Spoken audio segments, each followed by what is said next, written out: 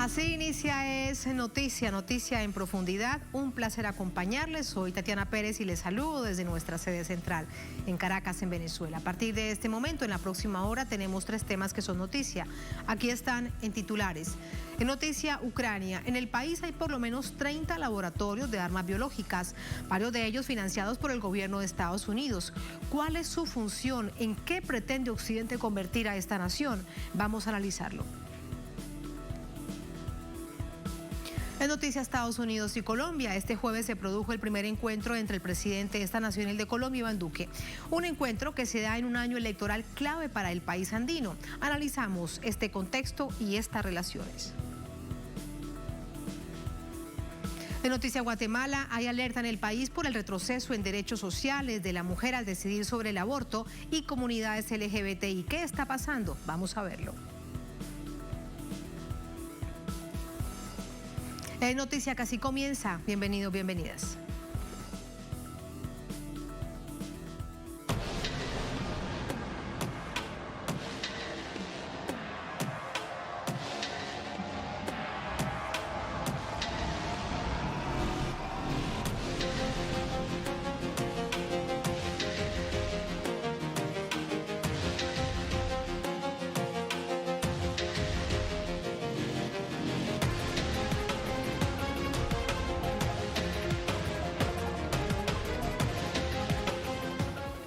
En noticia, Rusia-Ucrania. El Ministerio de Defensa de Rusia comprueba la ejecución de proyectos realizados en laboratorios biológicos en Ucrania con financiación de Estados Unidos.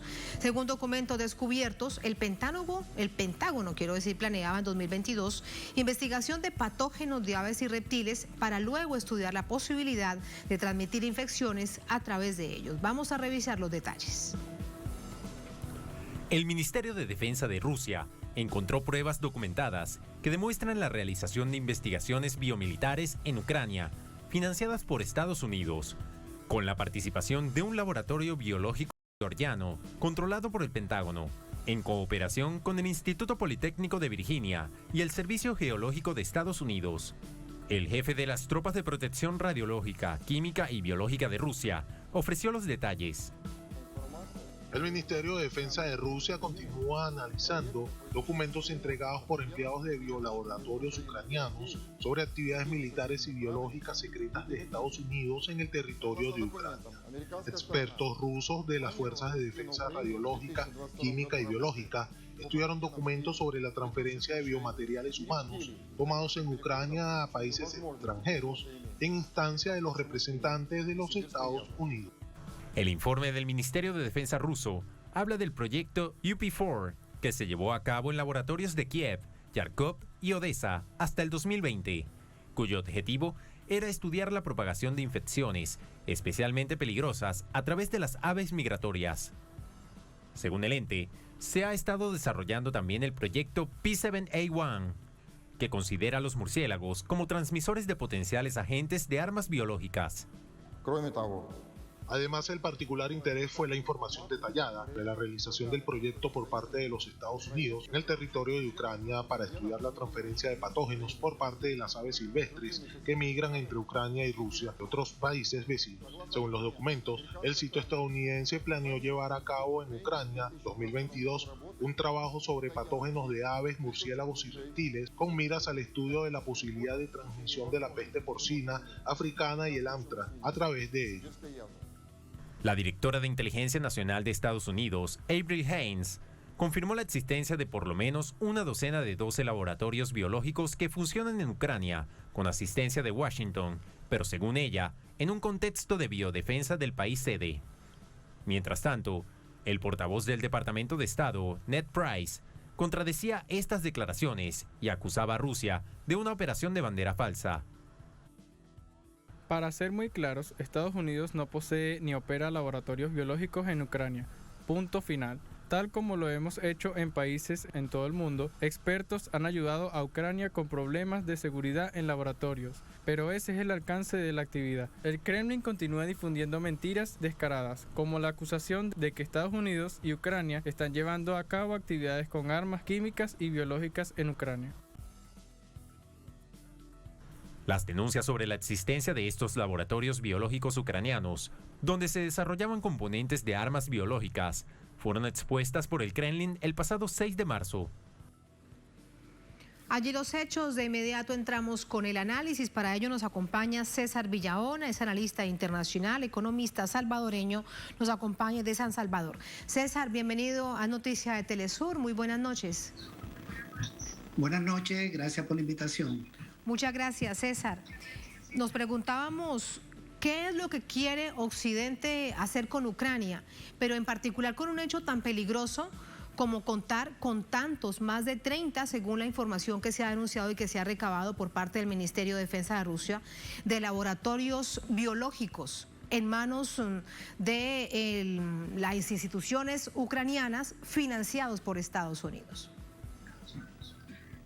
Bueno, en primer lugar, eso hay que condenarlo.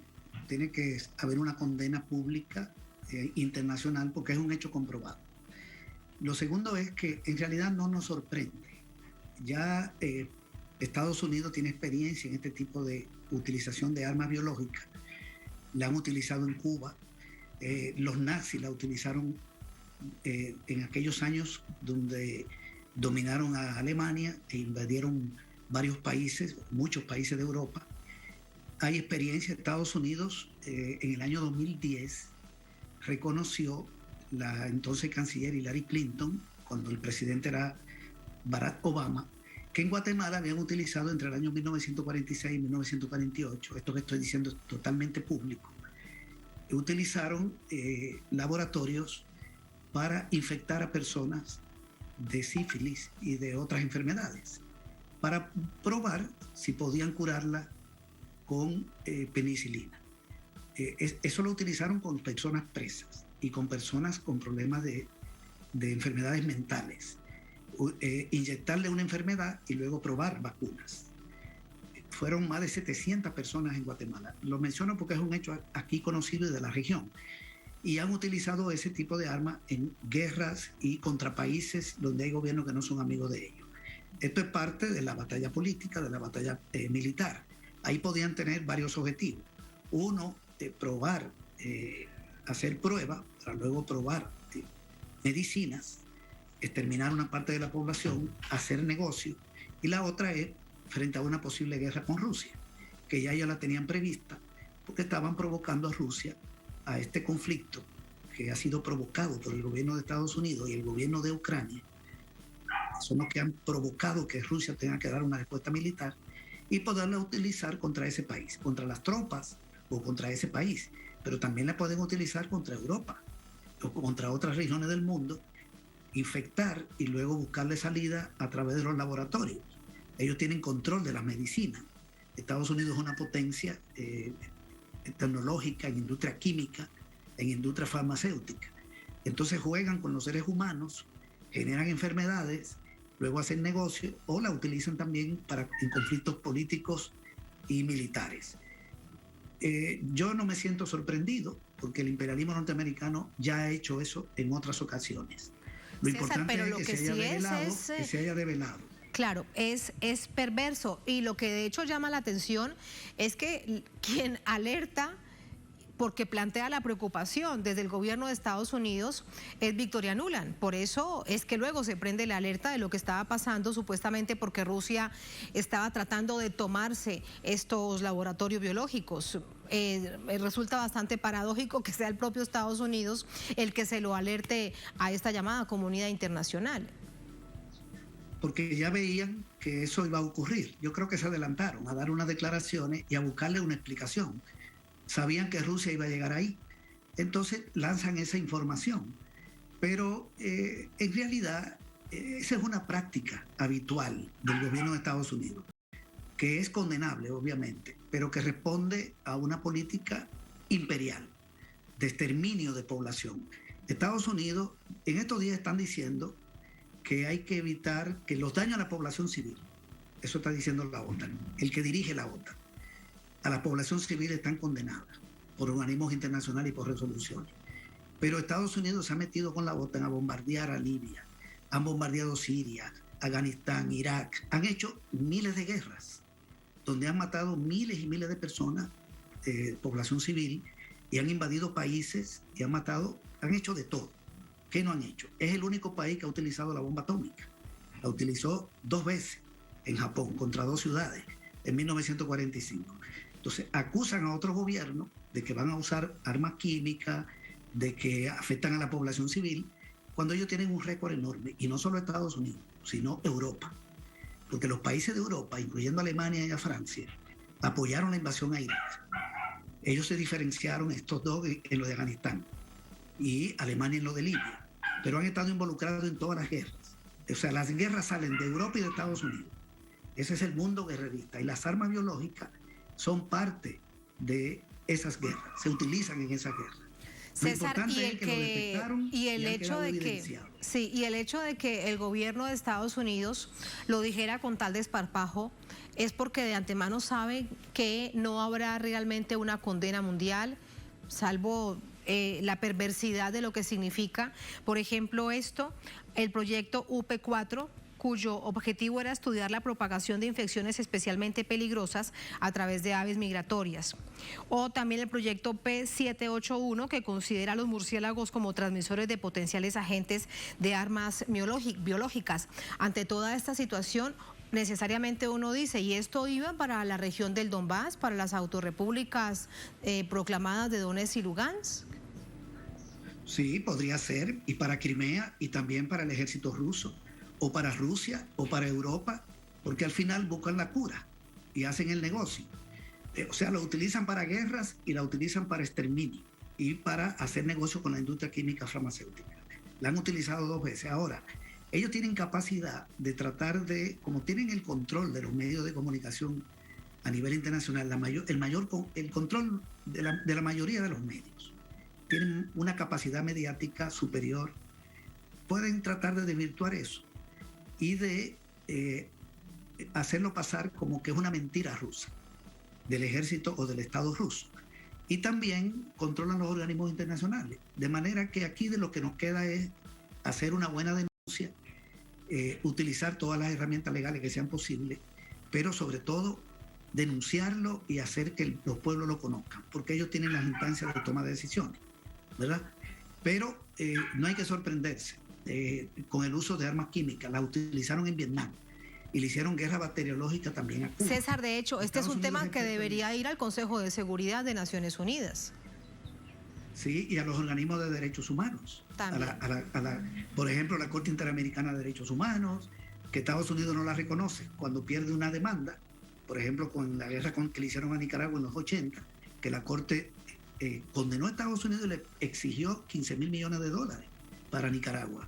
Nunca tomaron en cuenta la resolución. Ahora están hablando de que pueden recurrir a la Corte contra Rusia. Entonces, este es un asunto de cómo ellos manejan los hilos del poder. Pero lo cierto es que yo creo que este es un golpe importante para ellos, por más que lo traten de disimular. Ya hay una denuncia y está muy bueno que Telesur esté haciendo este tipo también de divulgación, porque eso no lo va a ver uno en otros medios controlados por la derecha, ya sea por Estados Unidos o por los europeos, que tienen el dominio de la mayoría de los medios. Sí, de hecho hay muy poca información hoy al respecto desde medios occidentales, desde Europa y desde Estados Unidos, muy poca información acerca del descubrimiento de esos laboratorios biológicos y luego cómo asume también a manera de alerta y demás información para establecer qué es lo que estaba pasando el propio gobierno ruso. Aquí además preguntarte si lo que estaban tratando de generar después de que se vieron descubiertos es un operativo de falsa bandera para achacarle toda la responsabilidad a Rusia, César.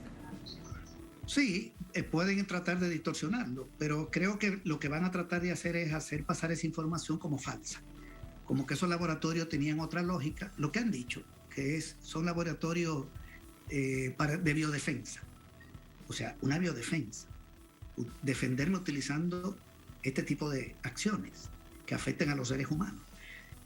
Es la distorsión. Lo que le queda es tratar de sacar el tema de agenda, que no se divulgue. Sí. Y este concepto, César, de biodefensa, de hecho, para nuestra audiencia y para mí propiamente, eso tiene un significado tan etéreo cuando alguien lo lea en un titular que ni siquiera lo va a entender, la biodefensa. Sí, eso es como tirar una bomba atómica y decir que se tira por que el objetivo es la defensa, no la agresión. Es una defensa. Nos defendimos y lanzamos la bomba atómica sobre Japón.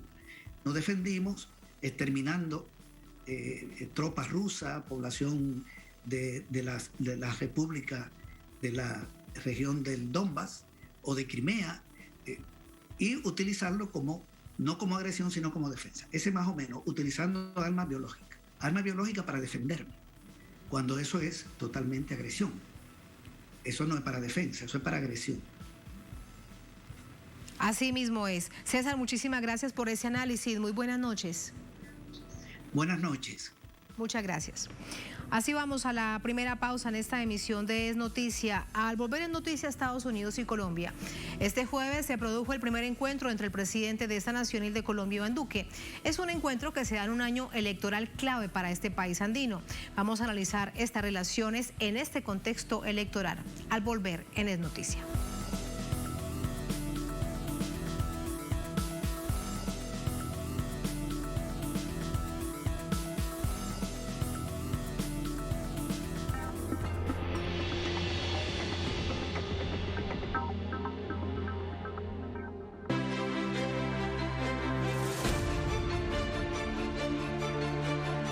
Nuestra señal es abierta porque Telesur siempre da más.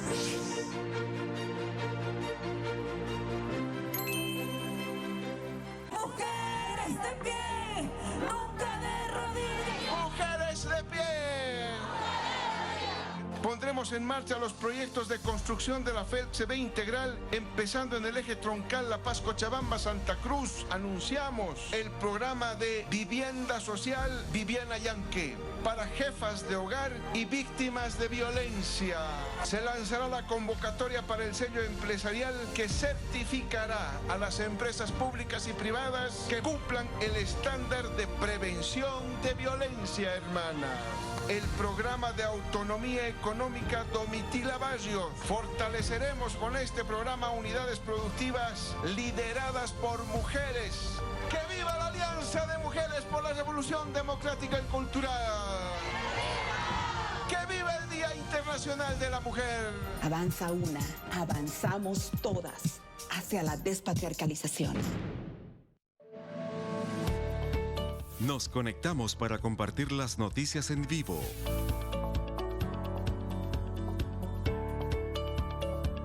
Las 24 horas. Los 365 días del año. Síguenos ahora. Telesur siempre da más.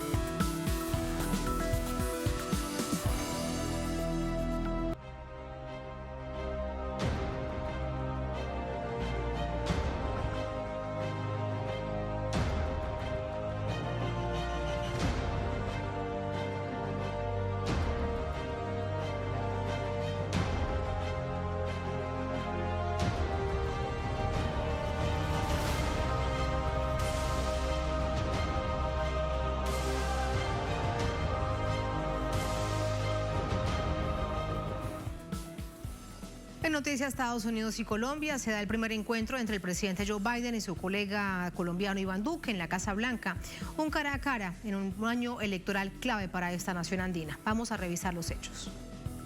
Este jueves, los presidentes de Estados Unidos y de Colombia, Joe Biden e Iván Duque, sostuvieron una reunión en Washington, en la que el inquilino de la Casa Blanca hizo énfasis en la alianza de la Casa de Nariño con la OTAN.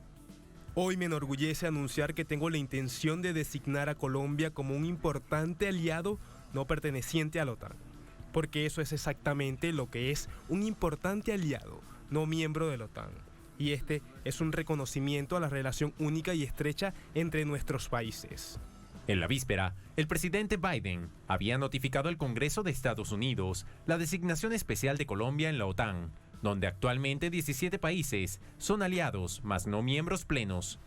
Ante esta designación, que hizo pública el Ejecutivo estadounidense, el presidente colombiano manifestó su complacencia. Esta relación solo llega a un nivel superior y apreciamos mucho que haya tomado la decisión de designar a Colombia como aliado principal fuera de la OTAN, porque ese es el reconocimiento de los valores y principios que hemos compartido. Temas como una nueva iniciativa regional de migración, que esperan concretar en la próxima Cumbre de las Américas, fue abordado en la reunión bilateral. El presidente Biden también destacó que su país donará a Colombia 2 millones de dosis de vacunas contra la COVID-19. Un asunto que estuvo ausente de la mesa es el acercamiento de la Casa Blanca con el gobierno de Venezuela, en el que ambos países han reconocido haber sostenido conversaciones. Una piedra en el zapato para el principal socio de Estados Unidos en América Latina, sobre todo cuando Iván Duque está a pocos meses de culminar su mandato. Hablemos de reacciones a esta hora de este encuentro en el que algunos recuerdan que por fin se da después de tanto lobby ante la Casa Blanca. Le preguntamos de esto a Hernán Tobar, nuestro corresponsal en Bogotá. Hola Hernán, adelante, muy buenas noches.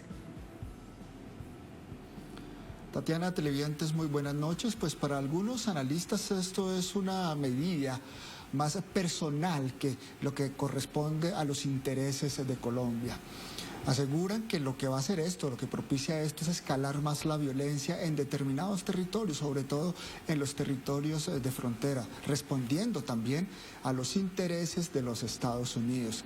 La venta de armas, la lucha contra el narcotráfico. Después de esta reunión, el presidente Iván Duque aseguró que lo que permite esta alianza, donde él asegura que se subió el nivel en la relación de esa alianza estratégica con Colombia, pues permite más cooperación, inclusive que haya venta de armas de forma transitoria, capacitación para sus elementos militares precisamente en esa lucha contra el narcotráfico. Y para los analistas lo que precisamente hizo el gobierno de Iván Duque es seguir con ese discurso y ese diálogo y esas relaciones en relación a escalar el conflicto al interior del país. Y hay que tener mucho cuidado con el tema de la frontera, sobre todo el tema de la frontera con Venezuela, donde se prevé que escale aún más la violencia. Hemos visto cómo en el departamento del norte de Santander han ocurrido masacres, han ocurrido asesinatos selectivos. Allí los cultivos ilícitos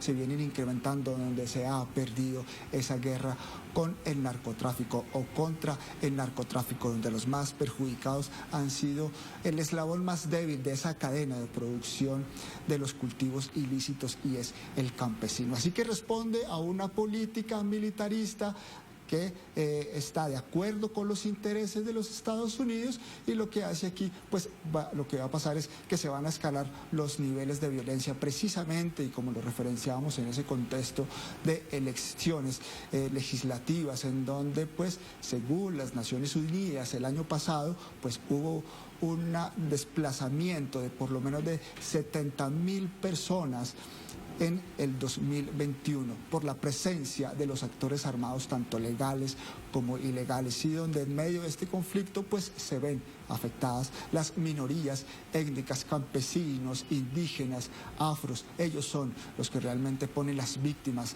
de este conflicto, de esta guerra, y donde en lo que va corrido el año, Tatiana, y según el Instituto de Desarrollo para Estudios de la Paz, INDEPAZ, pues han sido asesinados ya 36 líderes sociales y más de 5 firmantes de paz.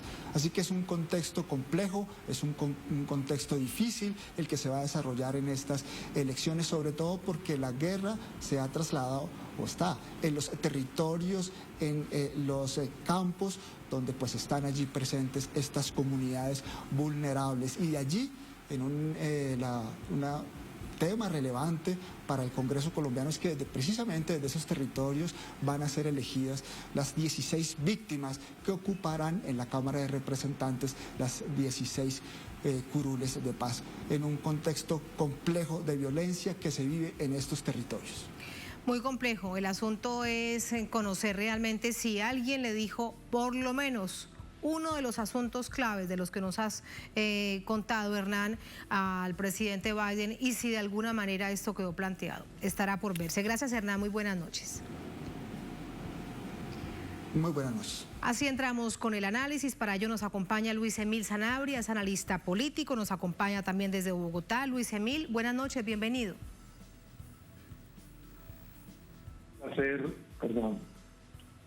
Muy buenas noches, qué bueno saludarlos y qué bueno poder conversar sobre este tema tan importante. Muchísimas gracias. Recordaba con nuestro corresponsal Luis Emil que hubo muchísimo lobby para que el presidente Biden recibiera al presidente Iván Duque. Mira cuánto tiempo ha pasado hasta que por fin se da esta reunión con un aliado estratégico de Estados Unidos en esta región del mundo. ¿Qué crees que pasó? ¿Cómo se habrá dirimido este asunto en particular por la campaña pública que hizo el presidente Iván Duque, el presidente de Colombia, a la candidatura de Donald Trump en ese entonces en campaña presidencial?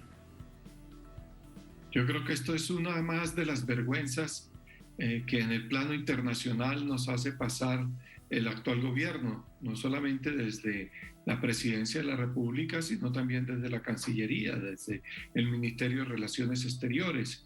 Y esto pues no es más sino parte de lo que nosotros llamamos las payasadas de un gobierno que en el exterior miente ante las Naciones Unidas, miente ante la Unión Europea, miente ante el gobierno norteamericano, y al interior de nuestro país, sin ninguna vergüenza, hace las mayores atrocidades que han podido ocurrir en los últimos 20 años en Colombia.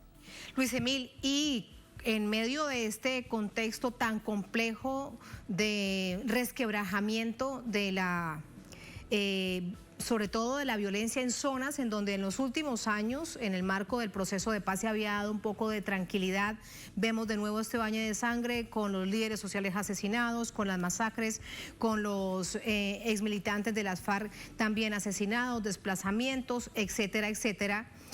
¿Les parece muy bien que Colombia sea designada como un aliado de la OTAN? ¿Qué peligro reviste esto para Colombia y para la región? Esto no es sino otra de las que yo llamo payasadas, lo mismo que participar en la OCDE. Este es un país dependiente, un país que ha sido expoliado en sus recursos naturales, un país que ha sido saqueado y que ha servido también de punta de lanza de los aliados estratégicos de Estados Unidos contra los procesos de independencia real y de autonomía de los pueblos en América Latina. Así que lo que ocurre hoy no es sino parte más de esa misma situación. Decir que Colombia es un aliado estratégico para la OTAN es no sabría cómo calificarlo, pero básicamente lo que buscan es ponerse a los pies de las estrategias de Norteamérica, fundamentalmente de Estados Unidos, en relación con los países, que en este caso Venezuela, que pues lleva también un proceso interno, pero también externo de autonomía frente a los Estados Unidos. Así que no es más sino eso. Yo diría que es delicado también porque pues recordemos que el gobierno actual se ha prestado para posibles atentados o intervenciones en la hermana República de Venezuela. Eso se ha devuelto hoy con el alto número de criminalidad que ocurre en Colombia, porque nosotros, por ejemplo, hemos tenido conocimiento de que muchas de las armas que pretendían ingresar a Venezuela para atacar el gobierno venezolano se devolvieron a Colombia, y los grupos al margen de la ley se han apoderado de ellas y cometen muchos actos delictivos. Así que esto que estamos viendo es eso, es un gobierno que está en las últimas, pero que ha hecho un lobby para que Biden los reciba con esa condición. Pero además de eso, hacen el ridículo hablando, por ejemplo, de que Colombia ofrece petróleo para estabilizar el precio mundial, cosa más apartada de la realidad. Un país que no alcanza, hoy en día no alcanzamos a sacar 800,000 barriles al día. Pretender que desde esos 800,000 barriles Colombia va a estabilizar el precio del petróleo no es sino otra payasada más. Así que lamentamos todo eso que ocurre. Además de eso, por ejemplo, pedir recursos para el fortalecimiento de la policía. ¿Aló? Sí, es que te escucho atentamente, Luis Emil, y no es un asunto lejano para dentro de un tiempo esta llamada Alianza de Colombia en la OTAN, que entre otras cosas va en contra de un principio de la CELAC, del que Colombia es parte, y es que nuestra región es un territorio de paz. Pero recordar con esto que ya la semana pasada se hablaba con bombos y platillos, como si fuera muy interesante y muy bueno para la seguridad colombiana, que se realizaran ejercicios militares en el Caribe con un submarino nuclear. Sí, eso hace parte también de las incoherencias en el tema de las relaciones internacionales de nuestro país, de nuestro gobierno, porque mientras hace maniobras o presta nuestro mar, porque uno no puede decir que hace maniobras conjuntas, porque ¿qué es el ejército colombiano frente al gran ejército invasor de Estados Unidos? Pues nada, pero hacen eso. Dan una muestra, alardean una fuerza que no tienen y luego se ofrecen como mediadores en el conflicto entre Rusia y Ucrania. Y esas son las incoherencias. Uno no puede ofrecerse de mediador cuando está haciendo o prestando su territorio para maniobras de una de las partes involucradas. Y lo mismo en la OTAN.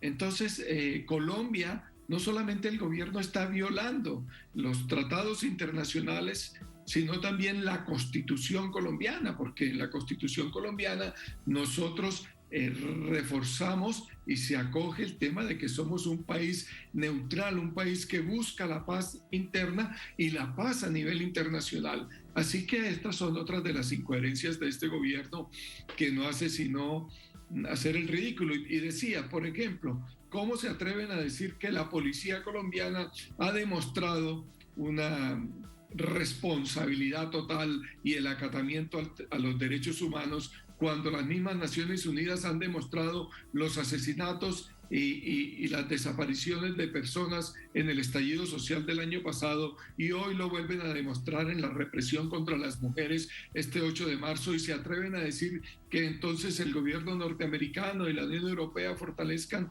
la policía colombiana? La policía colombiana necesita reestructuración. Eso es lo que estamos pidiendo y eso es lo que va a ocurrir. Así que esos son más de las incoherencias de este gobierno. Luis Emil, y todo esto en clave electoral. El próximo domingo, dentro de muy pocos días, hay elecciones para elegir el Congreso, con una gran expectativa por la reconfiguración de un nuevo mapa político en el país, con la elección por completo de Cámara y Senado. Y la primera vuelta presidencial, en caso de que el pueblo así lo decida, el próximo 26 de mayo. ¿Qué relación hay de este encuentro de un gobierno uribista, de Uribe Centro Democrático, en este contexto electoral? Claro que todas esas son maniobras que buscan de alguna forma lavarle la cara a un gobierno que está muy desprestigiado. Más casi el 80% de los colombianos y colombianas no creemos en el presidente de la República. Eso es una cifra alta, nunca vista frente a un gobernante, frente a un jefe de Estado. Pero además de eso, pues como aquí se ha dicho, el próximo domingo hay elecciones que pretenden cambiar el Senado y la Cámara. Aquí tenemos un Congreso bicameral, hay más de 100 senadores y más de 150 representantes a la Cámara. La mayoría de ellos representan los partidos de gobierno, no solamente el Centro Democrático, también Cambio Radical, el Partido de la U, el Partido Liberal y todos estos partidos que han estado en el poder en Colombia de forma tradicional. Así que esto hace parte también de toda esa propaganda a favor de que el pueblo colombiano no renueve el Congreso. Pero también son labores de intimidación frente a una situación tan grave, tan profundamente grave en nuestro país, de falta de garantías para las elecciones. Ya estamos recibiendo inclusive los primeros reportes de las elecciones en el exterior, y lo que vemos es que hay nuevamente indicios de fraude. En Canadá se está denunciando ya, en Miami se está denunciando ya, y en Europa se está denunciando ya indicios de fraude. Entonces, todas estas cortinas de humo buscan enrarecer el ambiente y, por supuesto, que los partidos de gobierno salgan nuevamente victoriosos. Ojalá que el pueblo colombiano lo reconsidere y efectivamente vote a favor de la paz, que es lo que queremos todos y todas. Sí, cada vez con una imagen más negativa, el expresidente Uribe y su partido de gobierno, después de todo esto que bien nos has contado y que también nos relataba nuestro corresponsal. Sin embargo, el uribismo aún mantiene un voto duro, un voto que es fiel a esa extrema derecha y a lo que el expresidente Uribe diga. ¿Qué efecto puede tener esa reunión, este cara a cara entre el presidente de Estados Unidos, el gobierno aliado de Colombia? ¿Cómo se presenta en Colombia en este momento para este sector del uribismo?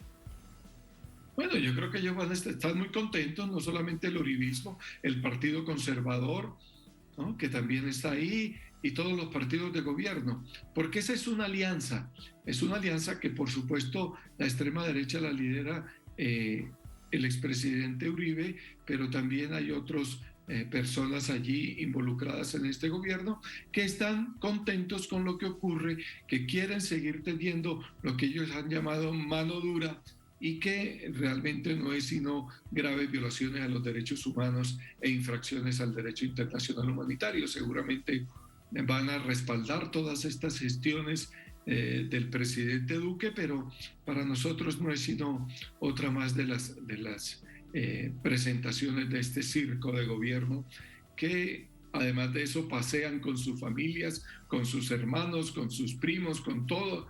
Se llevan toda la familia a pasear a Estados Unidos y a Europa a costillas del erario público. Por último, preguntarte con respecto a todo esto y ya de cara al proceso electoral.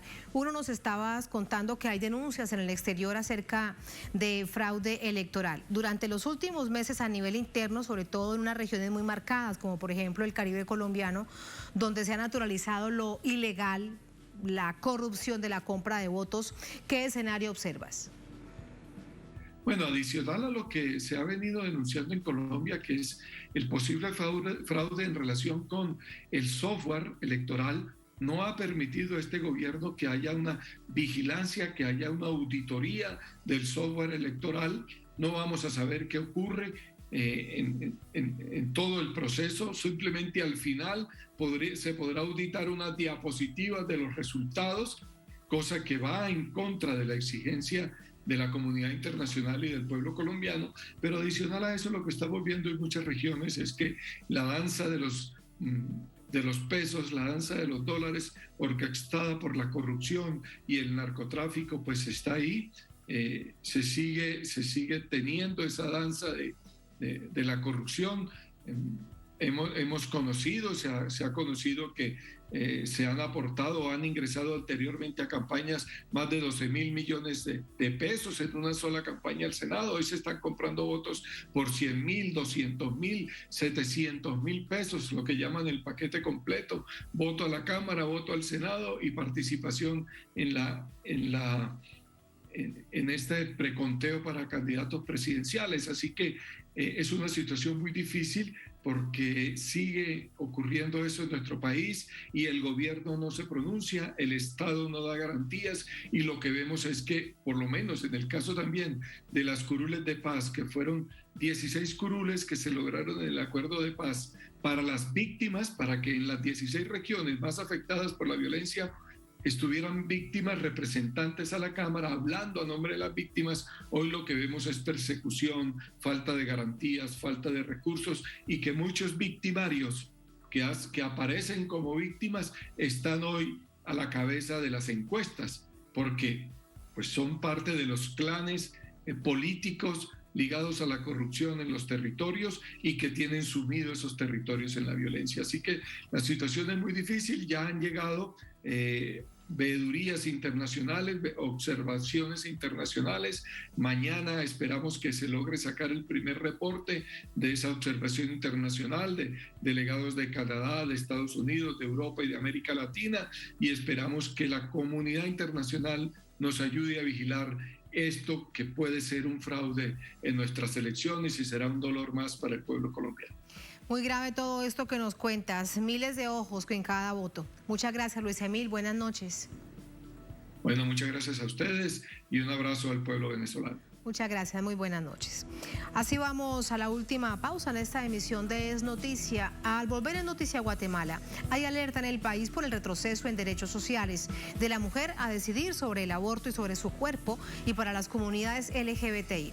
¿Qué es lo que está pasando? Vamos a analizarlo al volver en Es Noticia.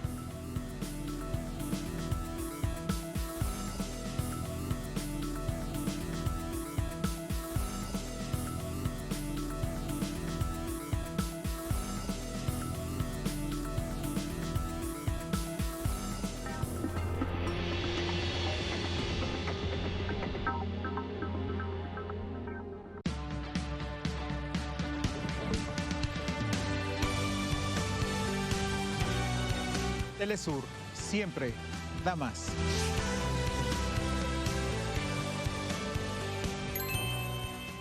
En un mundo que no se detiene, te brindamos un espacio para mantenerte al día. Toma un momento, respira y cuida de tu salud física y mental. Equilibra tu bienestar y guía tu cuerpo.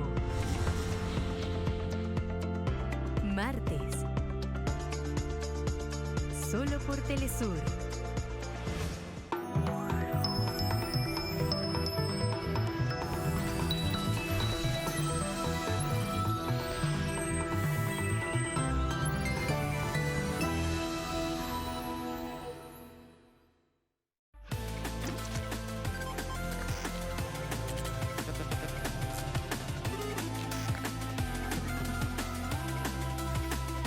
Nos acercamos a una nueva era.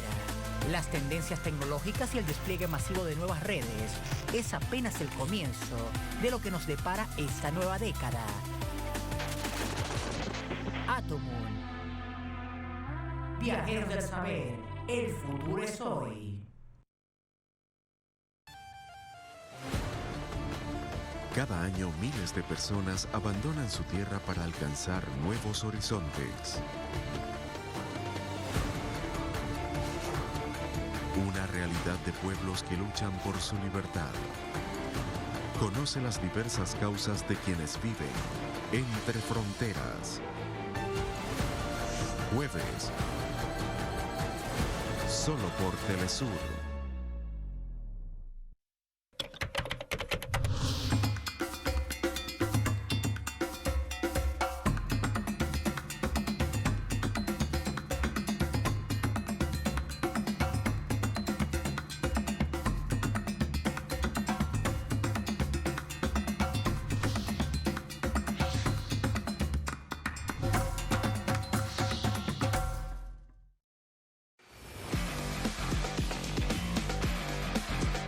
Las mejores jugadas y todo el acontecer deportivo suramericano y del mundo. Desde nuestra América Deportiva. Sábados y domingos. Solo por Telesur. Una invitación al encuentro. Con el destacado periodista Luis Hernández Navarro. En un espacio para analizar los diferentes hechos que engloban los sucesos políticos de la región. Cruce de palabras.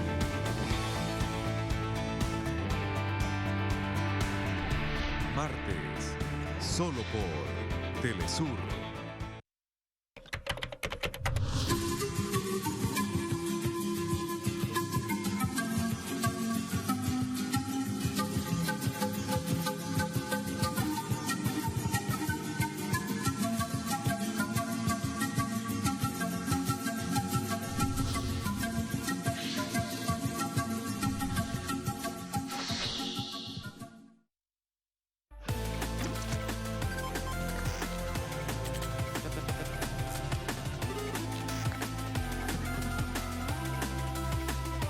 Nos acercamos a una nueva era. Las tendencias tecnológicas y el despliegue masivo de nuevas redes es apenas el comienzo de lo que nos depara esta nueva década. Atomun. Viajeros del saber, el futuro es hoy.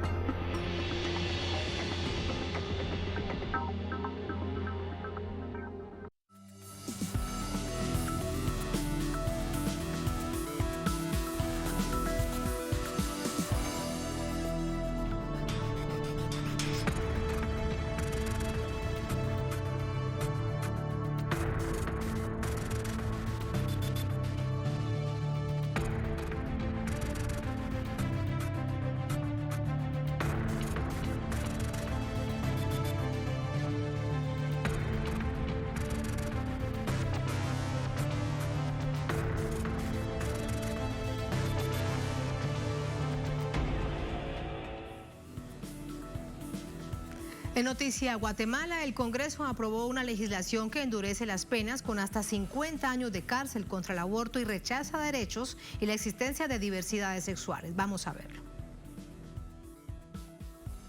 El Congreso guatemalteco aprobó en tercera discusión la denominada Ley para la Protección de la Vida y la Familia. La normativa establece penas de entre 5 y 50 años de prisión contra el aborto en cualquiera de sus circunstancias, incluidos los abortos involuntarios. A su vez, la ley restringe el matrimonio igualitario, al tiempo que prohibió la enseñanza de la educación sexual y de cualquier orientación sexual distinta a la heterosexualidad en todas las instituciones educativas de la nación.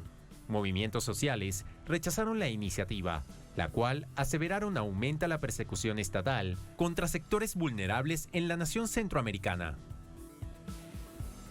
Y hace minutos se han conocido declaraciones del presidente de esta nación, Alejandro Giammattei, sobre la aprobación de esta ley en el legislativo. Aquí está su postura. En primer lugar, quiero aclarar que esta iniciativa no fue enviada por el Ejecutivo. Y en segundo lugar, no podemos estar de acuerdo, a pesar de su coincidencia con que Guatemala haya sido declarada capital iberoamericana por la vida. No podemos unir una cosa con la otra, y explico las razones. El decreto ley 18-2022 viola 2 convenciones de las cuales Guatemala es signataria, adolece de deficiencias técnicas en su redacción, pero lo más preocupante es que viola la Constitución Política de la República. Me he comunicado con la presidenta del organismo legislativo para solicitarle que el Congreso de la República mande a archivar esta ley, y en caso contrario he decidido que si esa ley llega a mi despacho, la misma será vetada. Por lo tanto, le recomiendo al Congreso de la República, con el debido respeto, que por favor archiven el decreto 18-2022. Allí la postura de hace minutos del presidente de Guatemala, Alejandro Giammattei, ha pedido al Congreso que archive esta ley, que solamente faltaba la sanción presidencial. Él ha dicho que de lo contrario no la sancionará. Vamos a entrar con el análisis. Para ello nos acompaña Paula Barrios, es directora de Mujeres Transformando al Mundo, nos acompaña desde Guatemala vía telefónica. Paula, buenas noches, bienvenida. Muy buenas noches, mucho gusto. Muchas gracias, Paula. Primero, conocer tu primera reacción acerca de esta postura ya pública del presidente Alejandro Giammattei. Él lo ha dicho y luego a través de Presidencia está circulando por redes sociales. Bueno, desde el año 2017 que se presentó la primera, pues se presentó por primera vez esta iniciativa ante el Congreso de la República, ha sido un ir y venir de los gobiernos en cuanto a aprobar o desaprobar esta iniciativa de ley. De igual manera, el movimiento de mujeres y el movimiento LGBTIQ+, pues no nos confiamos. Hubiera sido preferible que el presidente vetara esta ley para de una vez clausurar la posibilidad, pero al archivarla, esto sigue siempre siendo una amenaza. En cualquier momento la reactivan y vuelve a ocurrir lo que pasó antenoche, que se da esta aprobación de esta manera tan grosera para la defensa de los derechos humanos de la población LGBTIQ y de las mujeres en Guatemala. En todo caso, Paula, algo está pasando. ¿Hay una cierta desconexión o cómo lo analizas entre el Ejecutivo y el Legislativo cuando el presidente pide que se archive esta ley porque va en contra de las convenciones internacionales y de la propia Constitución Nacional?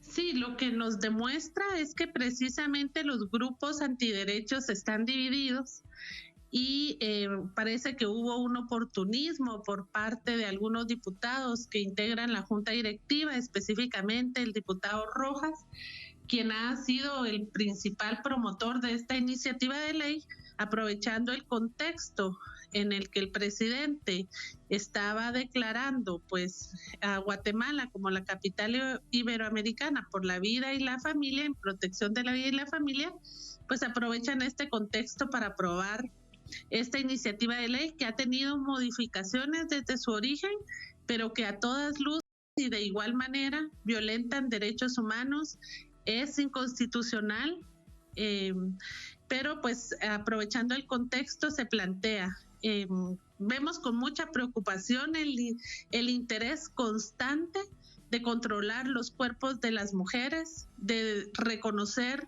únicamente la heteronormalidad en el país y de penalizar con penas más altas el aborto, los diferentes tipos de aborto que ya están tipificados en nuestro Código Penal. Sí, esto es realmente sorprendente porque aumentaba a 50 años estas penas, Paula.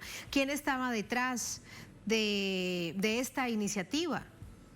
Visiblemente los diputados, pero detrás de estos diputados, ¿quién estaba detrás?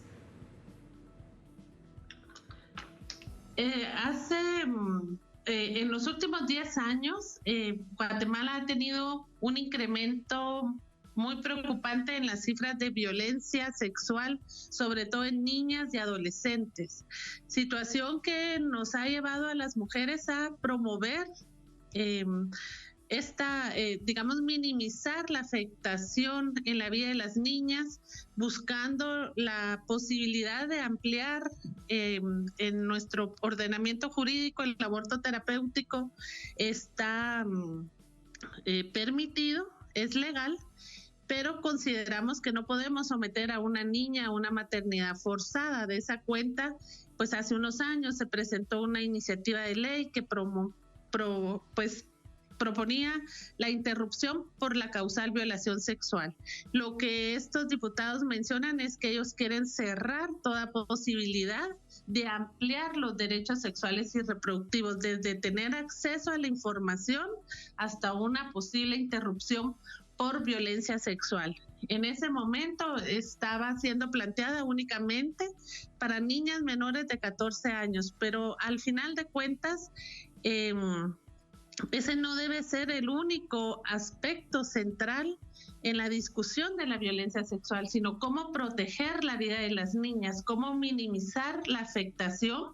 Y estos grupos conservadores antiderechos pues lo han mencionado en diferentes entrevistas estos 2 días, que la intención era bloquear cualquier posibilidad de una causal de violación sexual en relación a la interrupción voluntaria del embarazo. Verdaderos retrocesos en materia de derechos en el país. Por ahora vemos que queda archivada, es lo que ha pedido el presidente Gianmattei. Estaremos nosotros muy atentos de ello. Paula, gracias por entregarnos esta información y este análisis oportuno en este momento. Gracias, muy buenas noches. Feliz noche. Muchas gracias, buenas noches. Gracias a ustedes por habernos acompañado. Así ponemos punto final a esta emisión de Noticias. Será hasta mañana y sigan con nosotros.